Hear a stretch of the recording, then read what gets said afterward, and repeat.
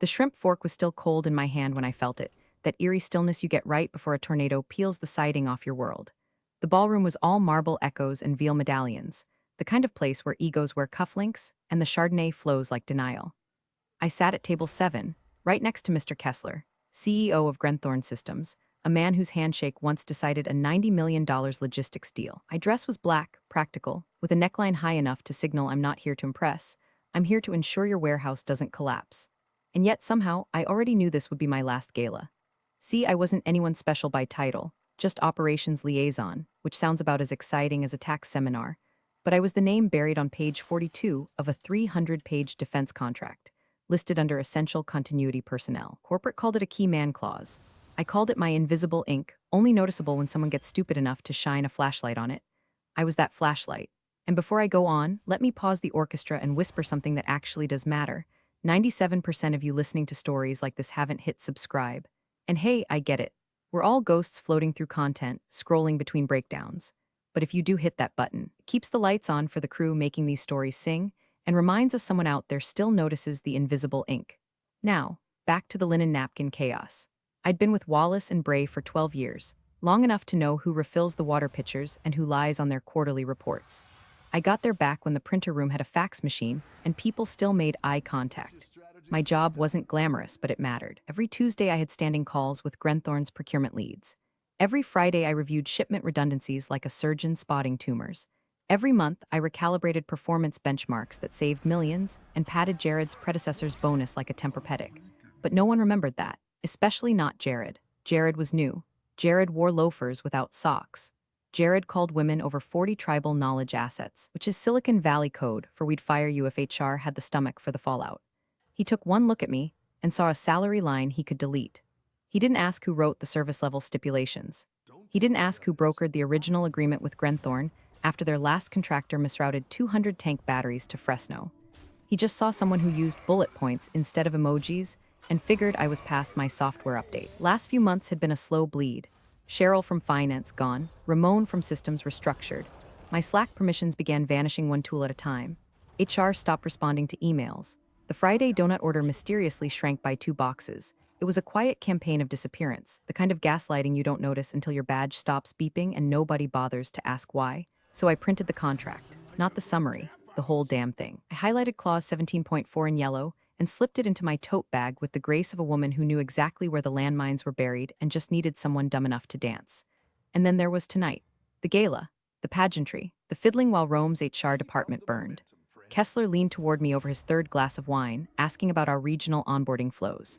I answered like I always did, clear, competent, and just a hair above robotic. He didn't need fireworks, he needed dependability, and I'd spent over a decade being the human duct tape between his systems and our C-suite's fantasies. Meanwhile, across the room, Jared laughed a little too loud with a circle of partners I'd onboarded myself back in 2016. He never looked over, didn't nod, didn't acknowledge I existed, which, honestly, fit the pattern. Ghosts don't get to haunt the living until someone realizes they're dead. I looked down at my plate. Veal, cold, a sprig of something green meant to distract you from how underseasoned the meat was. I thought about Cheryl, about Ramon, about all the people who left with boxes of family photos and zero severance. And I felt it, not sadness, not anger, just this slow, tectonic shifting under my ribs, like something deep inside had decided to stop being still. It started with Cheryl. One Monday, she just wasn't there. No goodbye email, no farewell sheet cake. Just her desk, emptied except for a single post-it note on the monitor that said, in her careful script, they asked for silence. So here it is. That was the same week Ramon's calendar stopped populating. HR told us he'd taken a voluntary opportunity to pursue personal endeavors, which is the kind of corporate poetry you write when a man's livelihood is erased over Zoom. I asked around, softly, carefully, like a woman who's seen enough witch hunts to keep her matches dry. No one had answers, or at least, no one was willing to admit they did. Jared had been VP of Operations for a grand total of 7 months, and his first big initiative was what he proudly called the fat cut. Said it during an all-hands call with the same grin he used when posting morning gym selfies captioned "No days off," not even for HR. He didn't bother to name names, just said we'd be trimming redundancies to better align with post-pandemic scaling. Anyone who still had a desk just smiled like hostages and nodded. Jared didn't like legacy. That was his buzzword. Legacy systems, legacy protocols, legacy employees. He said it like it was a virus. But you know what Jared did like? LinkedIn engagement. Slack status messages that read "crushing it" and giving surprise one-on-ones that felt more like pre-funeral consultations. My own first red flag was subtler. I went to check the weekly SLA reports I've reviewed every Friday since Obama was still in office, and they were gone. Not moved, not archived, just gone. Access denied. I filed a support ticket with IT and got a templated reply that sounded like it had been written by ChatGPT's evil twin. Access to these directories is now managed under a revised security protocol. Please consult your department lead for approval. Thing is, I was the department lead, or I used to be. That's when I opened the Grenthorne folder on my personal drive, not the one on the cloud, the one I'd kept quietly updated on my home desktop, synced to a backup I didn't advertise, and I scrolled until I found the big one. The contract, the beast. It was dated March 2011, signatures from 2 VPs ago, a document written in legalese thick enough to drown in. I poured coffee. I pulled out a yellow highlighter, and I flipped to page 42. Clause 17.4 Continuity of Service Provision. The following individual S are designated as essential personnel. Removal from this project, whether through resignation or termination, shall constitute a breach of agreement unless pre-approved by both parties or replaced through mutual written consent. And there it was. My name, first, in ink. I stared at it like it was an obituary for someone I hadn't realized had died. The clause was there because of a scare we had back in 2010, when the old PM ghosted mid-project and left Grenthorne weeks from a shipping catastrophe. After that, they insisted, anyone critical to the flow had to be contractually cemented. Legal had added my name because, as they said, you're the one who actually holds this house together. I printed the page, just the one, highlighted the clause, folded it once neatly, and slipped it into the canvas tote I carried to every meeting Jared never invited me to. A few days later, I noticed my internal dashboard logins took longer to process. My seat at the monthly metrics review was removed from the invite list. My manager, if you could still call him that, responded to my calendar pings with that peculiar brand of HR-flavored gaslighting. We're experimenting with a leaner format this quarter, Ellen. Appreciate your flexibility. I wasn't being paranoid. I was being erased.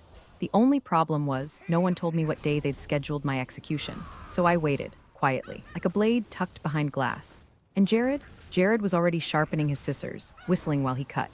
They say black tie events are where partnerships are sealed, but all I could feel was the slow untethering of mine. The fabric of the gown itched like guilt. My heels pinched like deadlines. I walked into that chandelier-glutted ballroom like a woman stepping onto a sinking ship, smiling for photos while knowing full well the lifeboats were reserved for the beautiful and the blind. The place reeked of money and fear, old executives with young dates, the clink of $300 stemware, and the soft murmur of people laughing too loudly at nothing. I'd been to this gala 9 times. I'd helped design the seating chart 5 of those. But this time, I wasn't on any planning committee. No one had sent me a dress code. I only knew I was invited because Mr. Kessler himself had texted me. You're coming, right? I made sure you're at my table. And there he was, Mr. Robert Kessler, CEO of Grenthorne Systems, leaning back in his chair like a man who'd seen 3 wars and still didn't trust peace. He was wearing a dark gray tuxedo that probably cost more than my entire living room, sipping bourbon neat with the calm detachment of someone who reads government contracts for sport. Ellen, he nodded as I sat down, you're the only reason we survived that 2014 backlog fiasco. Don't think I've forgotten, he meant it. Kessler wasn't one to waste praise. He handed it out like a black market organ, rarely, surgically, and only to those who'd earned it. Just glad we got you those fuel cells in time, I said, folding my napkin, voice steady, hands colder than the silverware. Across the ballroom, Jared held court with a half-circle of consultants and junior executives. He was all teeth and hair gel, gesturing like he was coaching a startup through a TEDx audition. Every now and then, someone at his cluster laughed too loud, some poor intern or director eager to suck up the fumes from whatever tech jargon he'd cribbed off Forbes that morning. He never looked my way. Not once. It was like I'd never existed, like someone had already wiped me off the org chart and was just waiting for IT to catch up. They'd seated me 2 chairs from Kessler, near a former state rep and a director from Janssen Aerotech. All small talk and fork clinks, but my mind was miles away, back at my desk, back in the cubicle where Cheryl used to keep a jar of mints and Ramon stuck comic strips to the printer. Back when team wasn't just a word Jared used before eliminating half of one. The salad came. Arugula and whatever edible flowers chefs like to pretend are worth $28. I picked at it. Kessler talked about supplier chain reforms and overseas compliance, topics I usually love, but tonight felt like distraction, like humming in a burning room. Your VP's here, Kessler said offhandedly, eyes drifting toward Jared. Yep, I replied, dry as drywall. He's very enthusiastic. Kessler raised a brow. Enthusiastic's one word. I smiled tight. He didn't press. He didn't need to. Men like him knew when someone was being phased out, they'd seen it too many times. Hell, they'd probably signed off on it more than once. But there was something in the way he looked at me, measured, curious, like a man checking for cracks in a dam he thought was solid. The night dragged in polite, sparkling misery. I answered questions. I passed rolls. I made eye contact and laughed when required. And all the while, Jared never looked over. Not once. Not a nod, not a glance, not even an accidental gaze that might signal, oh hey, I remember you exist and you're the reason we still have a logistics stream. It was like I'd already been deleted. Like someone had pressed backspace on my legacy and the cursor was now blinking where my name used to be. And the thing is, he could have acknowledged me. He could have waved. Could have said something like, glad you're here, Ellen, or even just a nod across the room. Basic decency, corporate style. But silence is louder when it's deliberate. And I knew in my gut the decision had already been made. I was just the last one to be told. Still, I kept my back straight. I clinked my glass during the toast. I didn't fold, because no one notices invisible ink until it bleeds. It came between bites of veal, cold, rubbery, overdosed. A knife had just met a bone it shouldn't have when my phone buzzed in my clutch like a distant warning siren. I don't check messages during dinners with clients. That's one of my rules. But something in the vibration felt off, longer, more insistent, like it knew. I slid the clutch open and thumbed the screen. Jared M., 8:44 p.m. pack up Monday. We're streamlining. Services are no longer required. No greeting, no punctuation, not even my name. Just services, like I was a vending machine past warranty. My stomach didn't drop. My heart didn't race. There was no cinematic gasp, no shattered wine glass, no soft jazz pause, just stillness. The kind of stillness that comes when a blade finally exits the skin after years of pressure. I looked at it for 3 seconds, took a breath through my nose, and then, without turning my head, I tilted the screen toward Kessler. He was in the middle of swirling bourbon in his glass. He paused, read the message, once. Then again, his eyes didn't widen. His lips didn't part. He just set the glass down on the white linen, folded his napkin once, and leaned in like he was about to discuss something as mundane as freight capacity. Do you remember Clause 17.4? He asked, voice low, calm, deadly smooth. I nodded. He pulled out his phone, some matte black model that probably doubled as a satellite transponder in emergencies, and began typing. Deliberate, 2 thumbs, no urgency, no typos. Then he showed me the screen. To Jared M., I believe you just terminated our master service agreement as well. See you in court. He didn't press send immediately.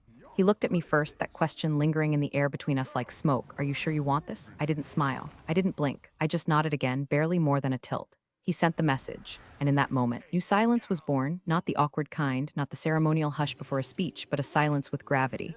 A silence with consequences. Somewhere across the ballroom, Jared's phone buzzed in his jacket. He didn't check it right away. He was too busy laughing at his own story, surrounded by people who didn't know the floor had just fallen out from under him. Kessler turned back to his plate like nothing had happened, took another sip of bourbon, picked up his fork. I went back to eating. There was no panic in me, no rage, just a cold sense of completion, like watching a missile finally leave the silo after years of waiting underground. It wasn't vengeance. It was protocol. Jared thought he was streamlining. What he actually did was set off a legal landmine crafted by people who understood that continuity wasn't a buzzword, it was a contract. And he just violated it. I didn't need to raise my voice. I didn't need to argue. Jared's arrogance had fired the gun. All I did was make sure it was pointed at the right clause. Around the room, people kept chatting, toasting, cutting into overpriced protein. But I felt the shift like wind changing before a storm. Jared finally looked at his phone. His face didn't crack, not yet, but his brow furrowed. His jaw ticked. He stepped away from his circle toward the lobby, moving quickly and without his usual swagger. Kessler smiled at the dessert menu. They're doing creme brulee tonight, he said, like we were talking about weather. They always burn it, I replied. He grinned wider. Not the only thing getting torched. The creme brulee was burned, of course it was, but I ate every last bite like I was spooning justice out of a sugar-crusted coffin. Jared never returned to his seat. His chair sat there like a question mark with no answer, napkin still folded, wine untouched. From across the ballroom, I'd seen him read the text. His jaw clenched so tight his buttocks probably creaked. Then he stood up, abrupt and stiff, and disappeared into the shadows of the lobby like a man realizing mid-dance that his shoelaces were tied together. The rest of the gala played out like a string quartet on the Titanic. Waiters poured coffee. Toasts clinked. Speeches dragged on. But under it all, you could feel the shift, a subtle ripple beneath the tablecloths. Something had gone off. No one said it, but glances started darting like nervous fish in shallow water. Someone in PR whispered too loudly to the CFO. Phones began vibrating a little more than usual. And me? I sat there like a woman at her own wake, composed and full. When the awards were announced, I clapped politely. When they flashed Jared's name on the donor slide, I took a sip of lukewarm coffee and smiled just slightly. Because I knew. Grenthorne's legal team didn't need a calendar invite to start moving. Those people are ex-2D and still treat weekends like combat zones. By Saturday morning, they were already digging, through archived emails, past amendments, call logs, change requests, renewal terms. Sunday evening, someone in our finance department texted me a screenshot of a Slack message that simply read, "Who approved removing the clause holder?" No one replied. Monday came the way a hangover does, loud, cruel, and full of consequences. I showed up to the office at 8:29 a.m. sharp, as always. Hair neat, blazer pressed, contract copy still folded neatly in my tote bag. I nodded to the receptionist. She didn't make eye contact. That's when I knew it was already over. By 8:37, a guy from facilities, Mark, poor kid, showed up at my cubicle holding a small cardboard box and looking like he'd rather be anywhere else. "Hey, Ellen," he mumbled, not meeting my eyes. "I was told to help you, collect your things." "No need," I said, pulling out the box I kept under my desk for seasonal mug rotations. "I travel light." I dropped in my charger, my stress ball shaped like a shipping crate, one photo of my niece and nothing else. I didn't take the plaque from 2018. Let them keep their hollow trophies. I didn't say goodbye to anyone. Why make ghosts out of the still living? At the security desk, I removed my badge and slid it across the counter. The guard looked confused. "They said someone would walk you out." "No need," I repeated. The front door opened with a hiss. The sun was too bright, the parking lot too quiet, but I didn't linger. I didn't cry. I didn't even curse. I got in my car, shut the door, and waited 5 full seconds. Then my phone buzzed. "Kessler, 9:02 a.m. Sit tight. This gets fun." That was it. No emojis, no signature. Just 6 words with the casual menace of a trigger warning. By lunchtime, whispers were leaking from Grenthorne's vendor relations team. The termination was flagged. Internal compliance raised concerns. An email chain surfaced showing Jared had made unilateral staffing changes without consulting legal, violating the terms of engagement for a Tier 1 contractor. I didn't need to lift a finger. All I had to do was not interrupt the machine while it chewed through him. That afternoon, my inbox was locked. My Slack profile blinked inactive. My name was removed from the weekly meeting roster. But the thing about trying to erase a key name is, sometimes that name is the one that unlocks all the consequences. I wasn't gone. I was detonated. By Tuesday morning, Wallace and Bray's lawyers had already entered the first stage of corporate grief. Denial, with a side of white-knuckled panic. They sent a memo to Grenthorne claiming the clause in question, Clause 17.4, Continuity of Service Provision, was contextual and non-binding under the current scope of vendor relationships. They even had the audacity to suggest the wording was outdated, referencing personnel no longer central to operational workflows. Here's the kicker: my name wasn't just scribbled in the margins. It was etched right there, bolded with a timestamp and initials from 3 executives, including the now-retired general counsel who used to call me the only adult in the damn building. And unlike most of the contracts Jared skimmed between reps at his standing desk treadmill, this one was never amended. Not once. Not in 12 years. Grenthorne's reply was swift. 1 sentence, 14 words. "Your firm has breached contract terms. Formal complaint and demand for damages incoming." By noon, the lawsuit was filed. Not threatened, filed. The number hit like a bomb: $38 million, immediate projected losses, government penalties, and potential delays in 5 military supply chains due to the severed continuity. But it wasn't just the dollar sign that did it. It was the fact that the breach was so stupidly preventable, so embarrassingly reckless, that PR couldn't even spin it. The firm's general counsel reportedly slammed a binder across a conference table and muttered, "You fired the clause holder?" Like he'd just found out someone accidentally donated the company credit line to a fake orphanage. Internal audits began within hours. HR logs were pulled. Email trails were scrubbed. Slack channels went read-only. Everyone was digging for someone, anyone, who could say they signed off on my termination. Didn't find anyone because there wasn't anyone.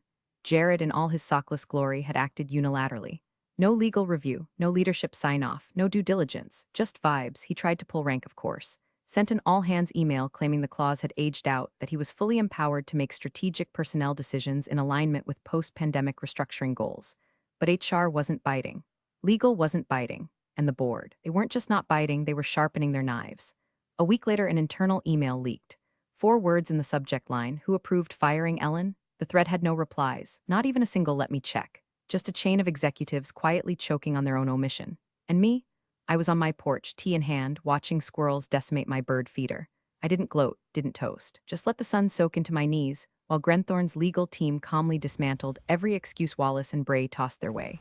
By Friday, the firm's stock dipped 6 points. By Monday, their biggest West Coast client canceled a contract renewal. Someone in comms had the brilliant idea to call it an unfortunate misalignment of internal protocols, which is legalese for we hit ourselves in the face with a rake. Jared stopped posting on LinkedIn. His last update, excited to lead our next phase of growth, was now a grave marker floating above a battlefield he didn't know he'd started. No one blamed me, because I hadn't pushed the avalanche. I just stepped aside and let it fall. They tried to hide it at first, shoved the whole mess behind a velvet curtain of legalese and press silence, but $38 million doesn't go quietly. and neither do government contracts. By the following Thursday, Wallace and Bray's board was herded into an emergency meeting that bled well past midnight. The kind where no one finishes their Pellegrino, and someone inevitably gets cornered in the hallway sobbing into a branded stress ball. The minutes leaked. Investor reps from at least 3 funds demanded heads, not metaphors, actual personnel terminations. One board member apparently asked, dead serious, how do you accidentally fire someone named in a federal continuity clause? Jared, in a last-ditch performance, tried to frame it as a miscommunication between HR and operations. He threw around words like fluid restructuring, climate, and alignment friction, but it didn't land. Not this time. Not with every C-level sitting there staring at a printed contract with my name on it. So they placed him on administrative leave, which is HR's version of slowly rolling you in bubble wrap before tossing you off the roof. His office was emptied overnight. His parking badge deactivated. They didn't even let him send a goodbye Slack. The general counsel, realizing his name had been on too many CC'd threads and too few action items, resigned before sunrise. No announcement. Just vanished. His assistant told someone he'd decided to refocus on family, which I guess is what you say when your inbox has become evidence. Audits began in earnest, not the polite kind either. The kind where finance combs through meal reimbursements and IT pulls full text logs from every internal channel dating back 5 fiscal years. Half the firm went silent overnight, like rats realizing the lifeboats were reserved. And then came the cherry on the corporate sundae. Grenthorne's PR department issued a single-paragraph statement to the industry trades. It was clinical, bloodless, and brutal. Grenthorne Systems confirms a vendor continuity breach with Wallace and Bray. We are currently pursuing remedies as outlined in our agreement and have transitioned operational oversight accordingly. No spin, no dancing. Just confirmation that we'd screwed the pooch on a multi-year, multi-million-dollar deal. They were now in open pursuit of scalps. That same day, buried in my inbox between a coupon from Michael's and my niece's Girl Scouts fundraiser, came an email. From Anonymous at W by Internal Com subject. No subject, you warned them. They didn't listen, that was it. 7 words, but it hit harder than all the lawsuits combined. I sat there for a long moment, rereading it, thinking about every meeting I'd sat through where I'd flagged risks, filed compliance updates, submitted continuity assessments. All of it either ignored or repackaged and presented by someone with a better jawline and a worse understanding of logistics. Now, in some basement war room, my name was finally being spoken. Not with reverence. Not even with respect, but with regret. It wasn't satisfying, not exactly. It was something quieter, deeper, like watching termites finally collapse the porch you told them about 5 years ago. And I didn't need a headline. I didn't need credit. All I needed was the sound of their panic echoing down the halls I used to keep standing. The invitation came by courier, not email. An embossed envelope tucked inside a navy folder bearing Grenthorne's logo in raised silver. Just my name, no miss, no preamble. Inside, a handwritten note on thick card stock. Lunch. I treat, just us. RK, there was no RSVP button, no location link, just a time, a date, and the name of a small bistro I hadn't been to since it catered for one of our earliest logistics summits. Back then, Kessler was just a regional director with a map tattooed to his brain and an allergy to incompetence. Now, he was CEO of the whole damn machine, and still remembered the waitress who got his order wrong once in 2013. I showed up 2 minutes early. He was already there, no tie, no bodyguard, just a clean linen shirt and a glass of iced tea sweating beside a spiral notebook. No laptop, no lawyer, no PR rep perched behind the ficus. It wasn't business theater, it was real. Ellen, he said, standing, shaking my hand like we were sealing a pact instead of greeting for lunch. You look unbothered. I'm getting good at it, I said, taking my seat. Didn't talk about Wallace and Bray right away, or the lawsuit, or Jared. He asked about my niece, my garden, whether I still made those sweet potato biscuits I used to bring to supplier meetings. I asked him if his warehouse team ever figured out the pallet tracking software I warned them would fail during leap years. He laughed, he remembered. Eventually, he leaned forward. No menu, no signal to the waiter. I'm offering you a position, he said. Director of Continuity, it's yours to define. You set the hours, the scope, the title structure. I don't want optics, I want stability. I waited a beat before answering. What happened to your current Director of Continuity? I asked, sipping water. He smirked. We were hoping to invent the role with you. The folder slid across the table. 6 pages, no fluff, no NDAs that doubled as burial shrouds. Just clean lines, clear numbers, and a salary that made me blink twice because it wasn't just generous. It was respectful. He watched me scan it, then said, you can take it home. I shook my head, reached into my own bag and pulled out something heavier than it looked, the old Grenthorne contract, still folded, still highlighted on page 42. I laid it flat between us and tapped the clause. Keep this, I said, just in case your next VP can read. He didn't laugh. He just nodded, solemn, like I'd handed him a family heirloom. I flipped back to the offer sheet. Everything looked right except one detail. I grabbed the pen from the check presenter. 2 things, I said, crossing out a line. First, I don't want the word legacy anywhere in my title. I'm not a ghost and I'm not some artifact you dust off when systems fail. Kessler nodded. Done. And second, I pick my own successor. When the time comes, he blinked, then grinned. I didn't expect you to be thinking that far ahead. I always do. We didn't toast. There was no dramatic signature moment, no waiter interrupting with cake and fanfare. Just a deal made in daylight between two people who knew what silence cost.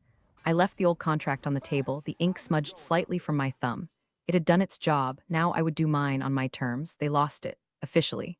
The news dropped on a Wednesday morning, tucked inside the third paragraph of a Wall Street Journal write-up about vendor mismanagement and the rising cost of corporate oversight. Wallace and Bray's name was bolded, the way shame usually is when someone forgets that contracts aren't just paper, they're promises. Grenthorne Systems had terminated all engagements with immediate effect. No negotiation, no grace period, just one sentence from their legal department. This vendor failed to honor continuity obligations and has been deemed non-compliant. Wallace and Bray's stock fell 11% before lunch. By close of day, analysts estimated $250 million in long-term losses, once you factored in the ripple effect, 2 government audits, 1 canceled aerospace bid, and 3 clients quietly initiating review of partnership terms. Inside the firm, chaos grew roots. The CFO tried to spin it in an internal email as a mutual disengagement, but no one bought it. You can't mutually disengage when you're the one holding the smoking gun with your name etched into the grip. Jared's LinkedIn, once a smug stream of thought leadership drivel and gym selfies, went dark. His profile photo disappeared. His banner, once a filtered cityscape captioned Building Operational Excellence, was replaced with a blank gray box. Rumors flew. Some said he took a strategic sabbatical, others that he was consulting independently. But insiders knew he was last seen boxing up his standing desk accessories, while HR waited like bouncers outside a nightclub for deadbeat interns. Whispers reached me through back channels. One VP allegedly muttered during a board meeting, "Next time someone says key man clause, I'm tattooing it to my forearm." But by then, I wasn't there. I wasn't on their call logs or in their Slack threads. I wasn't being CC'd or quietly looped in. I was gone, and that was the point. I spent the next month working part-time from my back porch, if you can call occasional strategy calls and invoice approvals working. My new Grenthorne contract didn't include punch cards or performance reviews, just a clear directive: keep us standing. The rest of the time, I read books I never finished, and did my late summer tomatoes. Drank coffee that hadn't been reheated 3 times between meetings. No alarms, no team-building workshops, no Jareds. One afternoon, while the sun warmed the balcony and the neighborhood kids made noise like hope down the street, a brown parcel arrived. No return address, no note. Inside, a frame, black walnut, glossy glass, and behind it, the original Wallace and Bray Grenthorne contract. Page 42 facing out, clause 17.4, highlighted in faded yellow. My name, Ellen D. Renner, still legible, still standing. I set it beside me, poured a second glass of Pinot, and leaned back in my chair. The breeze was soft. The silence clean, and I thought not of revenge, not of fury, not even of triumph. Just this: they should have asked who the key man was before pulling the trigger. You're the real MVPs of the office jungle. Thanks for watching. Smash that subscribe button, or the coffee pot might just forget your next brew.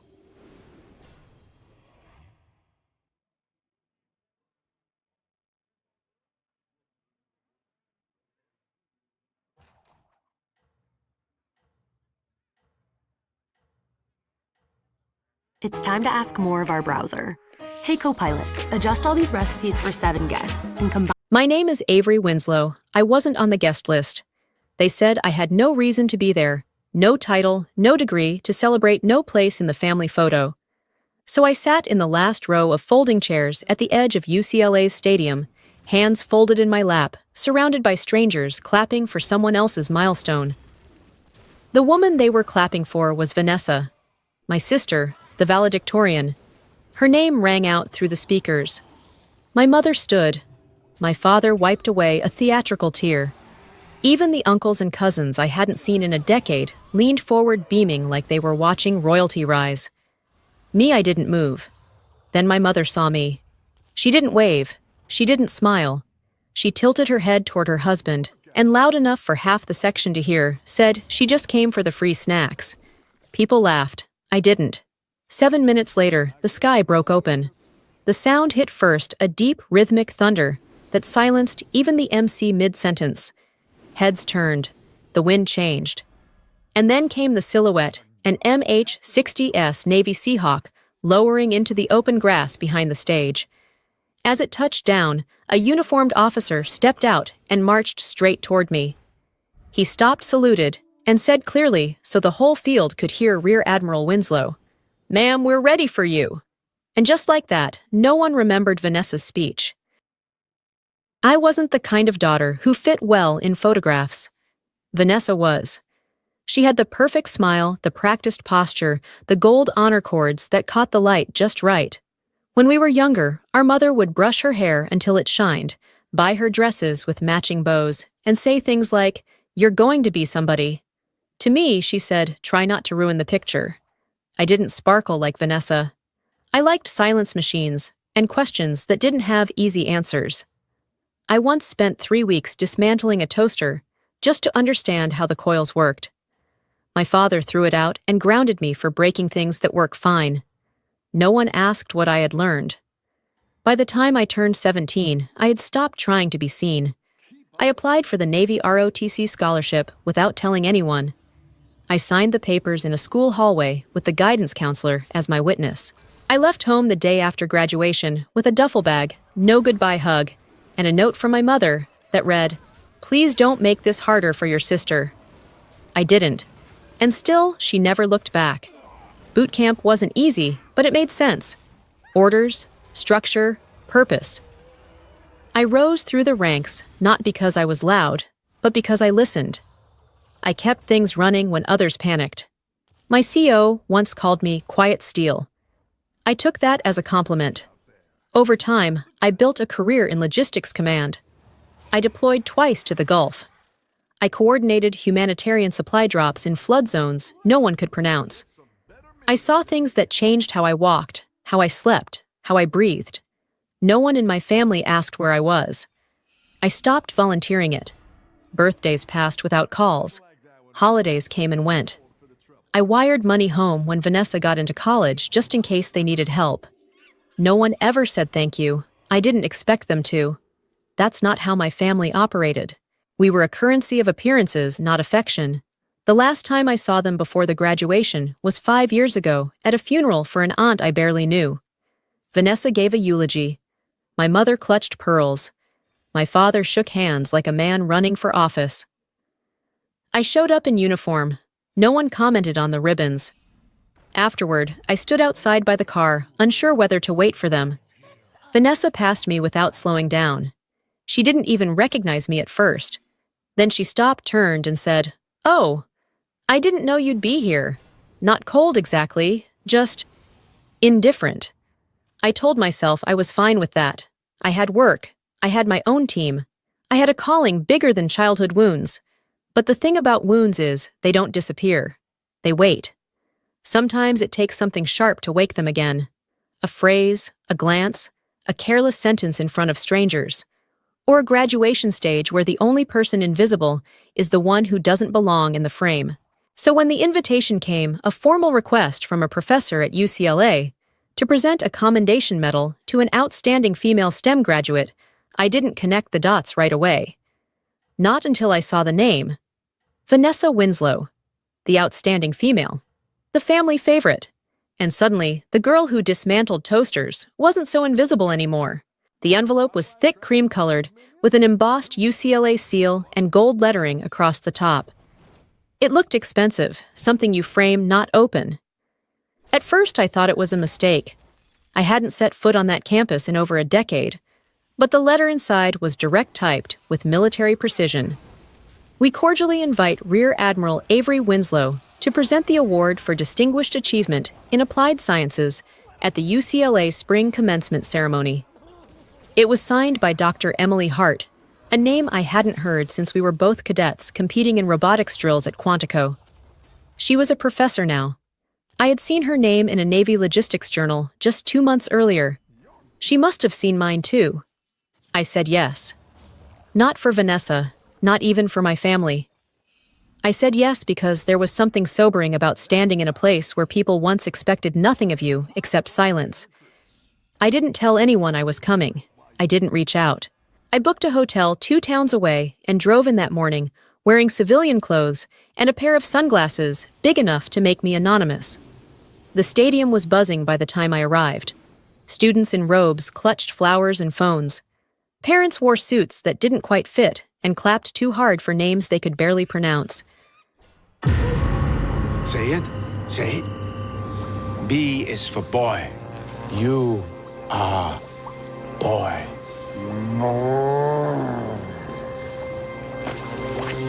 Forget it.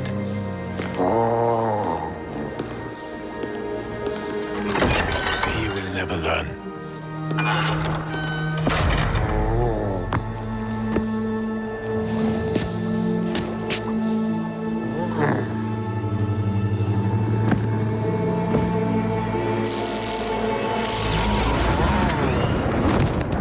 The boy I would like to couple up with is... Boy. Me boy.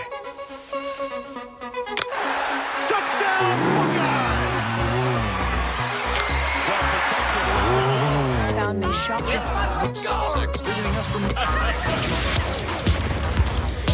Check out Hey. Do as I feel. Oh yeah. Mostly with You have bewitched me, body and soul, and I love you. I moved through the crowd like vapor, neither hiding nor seeking. I found an open seat in the very back row near the emergency exit and a half-empty lemonade stand. No one looked twice. Then they called her name. Valedictorian of the class of Biomedical Sciences, Vanessa Winslow. The cheers were immediate and thunderous. I watched her step onto the stage, confident as ever. Her hair was perfect, curled like it had been done professionally. Her white stole shimmered beneath the sun. She waved to the crowd, then looked straight toward the VIP section, where our parents sat front and center. They stood as if rehearsed. My mother clutched her pearls, the same ones from the funeral. My father placed a hand over his heart. A cousin waved a giant poster, with Vanessa's face printed on it like she was a senator or a pop star. My row didn't move. No one knew her here, and I didn't mind. Until my mother spotted me. It didn't take her long. Her eyes scanned the crowd like a heat-seeking missile, pausing when they landed on mine. Her lips parted. I saw recognition, then discomfort, then something sharper. She leaned toward my father and whispered. Then she stood. She actually stood, in the middle of the ceremony, and loud enough to pierce the clapping and the polite commentary from the MC, she said she just came for the free snacks. A few people chuckled. Some turned to look. A few kept clapping, pretending not to hear. I didn't react, not with words. I crossed my legs, folded my arms, and stared straight ahead, like I was watching a cloud formation, not my family make a fool of itself. That was their performance, not mine. On stage, Vanessa hadn't noticed. She was too busy basking in applause, delivering a speech about resilience and support systems, quoting Maya Angelou like it meant something. The irony could have drowned me if I let it. Instead, I counted the minutes. 7 to be exact. Because that's when the sky changed. The first sound was distant, like a growl beneath the wind. Some thought it was a storm rolling in. But I knew that sound too well. Rotor blades. Not just any aircraft. Seahawk. Naval transport. Mid-size. Precise. I stood quietly and walked toward the edge of the crowd, not drawing attention, but no longer hiding either. That helicopter wasn't for the crowd. It wasn't for the university. It wasn't even for Vanessa. It was for me. And soon everyone would know why. The MH-60S Seahawk descended like a judgment. Controlled, deliberate, final. People squinted upward, shielding their eyes as wind blasted across the ceremony field. Vanessa paused mid-sentence on stage, her voice caught between 2 syllables. The MC fumbled the microphone. One of the faculty members dropped a clipboard. The crowd shifted attention, snapping toward the source of the noise. Cameras rose. Gasps rippled like a wave across the seated rows. My mother reached for my father's arm, her pearl bracelet jangling as she whispered something sharp and urgent. And I walked. Not quickly, not dramatically, just with purpose. Down the side aisle, past confused students and murmuring parents. My boots struck the concrete with measured cadence. I didn't wear my uniform in the stands, but I carried it in a garment bag pressed crisp, bearing every medal I had earned and none I had asked for. Near the edge of the field, I paused behind the stage and stepped into a temporary structure, one of those flimsy white tents used for catering or guest prep. Inside, a Navy lieutenant stood at attention. "Ma'am," he said without blinking, "your uniform is ready. 10 hut outside in 60 seconds." I nodded, unzipped the bag, and changed. Rank insignia, ribbons, polished shoes. The dark navy blue of formal dress uniform never used to mean anything to me. Not until I realized how much they had tried to convince me I didn't deserve it. Outside, the rotors were still spinning. Dust swirled. The helicopter had landed behind the stage on a grassy stretch cordoned off by orange cones. No one was supposed to be there. Now every eye was locked on it. As I stepped back into the sunlight, the lieutenant called out Rear Admiral on the field. The 10-member honor guard snapped into formation. The entire stadium froze. Even Vanessa. I didn't look at her, not yet. The commanding officer stepped forward from the front of the line. He stopped 3 feet from me, heels locked chin high, and saluted with precision honed by decades. "Rear Admiral Winslow," he said loud enough to echo against the concrete bleachers. Picture this. Saving up to 10% when you bundle your home and auto insurance with USAA. Some things just... "We are here as ordered, ma'am." My name, Winslow, landed like thunder. From the front row, my father stood slowly. My mother didn't. Vanessa's mouth hung open. One hand clutched her speech note cards. The other hovered near her chest, like she wasn't sure whether to cover her heart or throw up. I saluted back crisp and silent. Then I turned toward the stage. "Permission to approach the podium," I said to the MC, who looked like he might faint. He stepped aside, mumbling, "Why, yes, of course, Admiral." The microphone was still hot.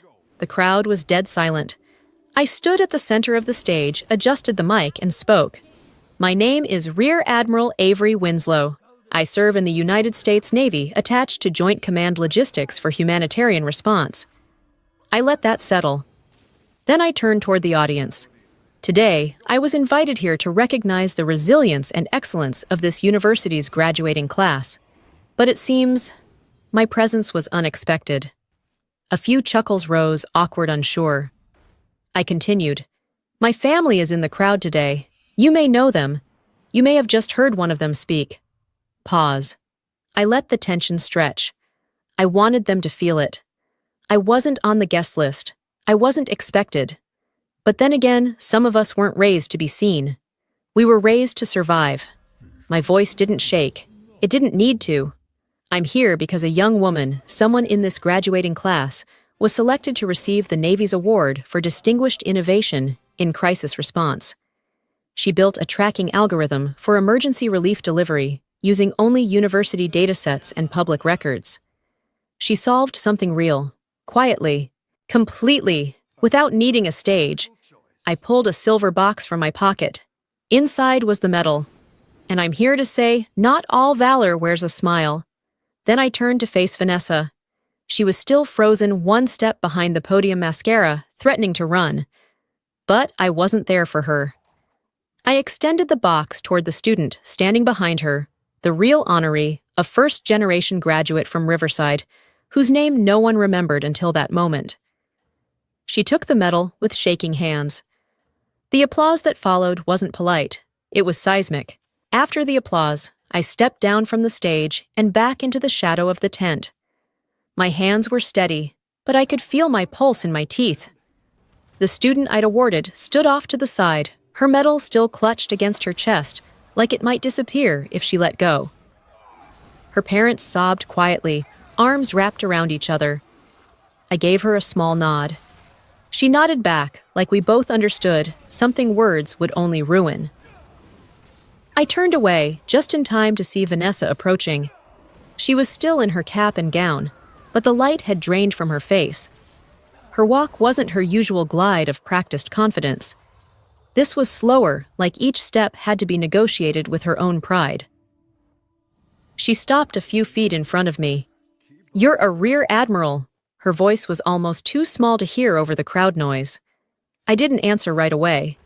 "I was promoted last year," I said finally. "Joint Command Pacific Fleet, Logistics Oversight, Emergency deployments. Vanessa blinked. You never told anyone. No one asked. She flinched not visibly, but something behind her eyes tightened. I thought you just left, she said. That you gave up. On us. On everything. No, I said. You made that easier by pretending I was never there. A pause stretched between us, taut and unfinished. She looked down at the grass. You came to my graduation. I came to honor a student, I said quietly. Your graduation was incidental. That one landed. I didn't throw it with cruelty, but I didn't pat it either. The truth has edges for a reason. She took a breath, folded her arms, then dropped them again, like she didn't know what to do with her hands. I didn't know, she muttered. Didn't want to. She didn't argue that. From behind her, I saw movement our parents approaching. My mother's expression was tight, her steps careful, but I knew that look. It was the one she wore at fundraisers and country club brunches. A mask of composed civility stretched over something hollow. Avery, she said with a smile too wide. That was quite a surprise. We had no idea you were coming. I turned to her fully still in uniform. I wasn't invited. Well, had we known, she started her voice, rising, with the hint of performative grace, we would have arranged something. You could have sat with us. We're all family after all. No, I said, voice flat. We're not. My father stiffened. Avery, that's not necessary, isn't it? I asked, locking eyes with him. You both told people I washed out, that I was somewhere overseas, doing odd work, avoiding the family. My mother's smile faltered. I commanded supply chains that saved thousands after typhoons and earthquakes. I trained officers who now lead whole task forces. I've had my name in military strategy briefings on 3 continents, and not once did either of you ask if I was safe, or proud, or even alive. They stood there in silence, unable to move or retreat. Vanessa looked between us like she was watching a scene play out from someone else's life. This is a meal. The melty ciabatta dippers, so delicious they have you dipping in sync meal. Wait. The fan favorite ciabatta dippers are back. It just feels good at Panera. Don't hurt him, Kev. All dripped up. Got the new iPhone 17 Pro, and Verizon picked up the tab on the best 5G network, baby. No way. It's me. Handsome and hilarious. No way. Ooh. No way. Wait, it was about the iPhone? Come on. Get the new iPhone 17 Pro. No trade-in needed. And iPad and Apple One. All for $0. Ends soon. That's real nice.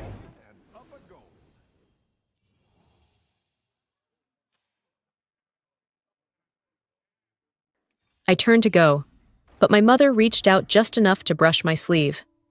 Wait! Can we take one photo, all of us? For the memory. I stared at her hand, then at her. For the memory, I repeated. And I stepped back. No. I walked toward the helicopter where the crew stood at ease, watching but not intervening. I climbed in. The crew chief gave the signal. As the Seahawk lifted wind, whipped through the open field, scattering programs and paper cups across the grass. From the air, the crowd looked small. My family looked smaller. And for the first time in my life, they had no script left to read from. A week after the ceremony, a letter came in the mail. Not a text, not an email. A real envelope, thick and slightly smudged, addressed in handwriting I hadn't seen in years. It was from Vanessa. Inside was a single sheet of paper.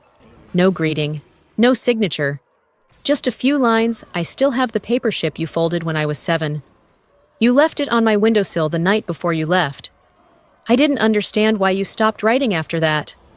Now I do. I'm sorry I never asked. I read it twice. Not because I didn't believe it, but because something in it felt like the apology I stopped expecting long ago. I didn't write back. Instead, I mailed her a box, nothing fancy. Just one old schematic I had drawn in officer school, a rescue vessel designed for rough waters. Inside, I included a single sentence. Some storms don't come to drown you. They come to see if you can build. I didn't expect a reply, but something shifted after that. A few weeks later, I got an email from Dr. Hart, the same professor who'd invited me to speak. The students are still talking about you, about the silence before the salute, about what it means to be needed even when you're unwelcome. She added a note at the bottom. There's a petition going around. They want to name a scholarship after you. I stared at those words for a while. Then I closed my laptop and went outside, letting the wind touch my face the way it used to on deck, back when I thought rank might fill what family didn't. I didn't feel powerful. I felt still. In that stillness, I remembered the girl I used to be, the one who took apart radios, folded ships out of notebook paper, and hoped someone would one day say, "Good job, kid." They never did. But someone else did. At a STEM outreach event a few months later, a middle schooler raised her hand and asked me, "Were you always this brave?" I thought about it for a second, then told her the truth. "No, I just stopped apologizing for being ready." She grinned and wrote that down like it meant something. Maybe it did. Vanessa writes sometimes, short notes, occasional links to articles about education reform, a scanned copy of a guide she created, How to Speak Science Without Shrinking Yourself. She now volunteers twice a year with the Navy's Youth Engagement Program. Some of the cadets call her Coach V. She never said "I'm sorry" with big words or tears. But she shows up. And that, I've learned, is enough. I haven't spoken to my parents. Last I heard, they moved to Florida. My mother runs a nonprofit about family excellence. My father blogs about merit-based patriotism. They live loudly now, but they said nothing when I needed them most. I don't hate them. I don't think about them much. What I think about are the things they never gave me. Not approval, not warmth, just space. The freedom to be proud without being punished for it. That I had to give myself. And now I do. I keep one photo on my desk. It's not of Vanessa, not of me in uniform. It's of the girl I gave the medal to, eyes wide, hands, trembling metal clutched like a lifeline. She looked like me once, and now maybe she won't have to wait as long to be seen. Every day I walk past that photo, I remember what it felt like to be erased. And every day I remind myself, some of us weren't raised to be admired. We were raised to survive. But sometimes survival becomes legacy. And sometimes the sky opens, the crowd falls silent, and someone salutes you, not because you begged to be seen, but because they always knew you were never useless. You were just uninvited, until the day you arrived anyway, and the world stood still. Why do